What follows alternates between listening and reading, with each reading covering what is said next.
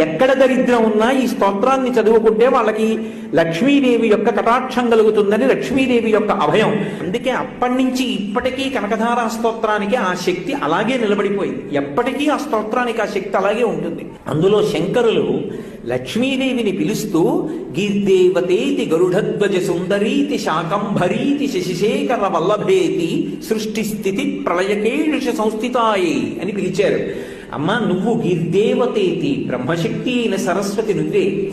గరుడధ్వజ సుందరీతి, గరుత్మంత వాహనం మీద వెళ్ళేటటువంటి శ్రీ మహావిష్ణువు యొక్క శక్తివి నువ్వే. శాకంభరీతి శశిశేఖర వల్లభేతి, శుక్లపక్ష తదియ నాడు ఉండేటటువంటి చంద్రరేఖని కిరీటమునందు అలంకరించుకున్న పరమశివుని యొక్క శక్తి అయినటువంటి రుద్రానివి నువ్వే. ఇప్పుడు సృష్టి శక్తి, స్థితి శక్తి, లయశక్తి మూడు చెప్పారుగా. మళ్ళీ ఇప్పుడు శాకంభరీతి అన్న మాట శంకరాచార్యుల వారు వాడటం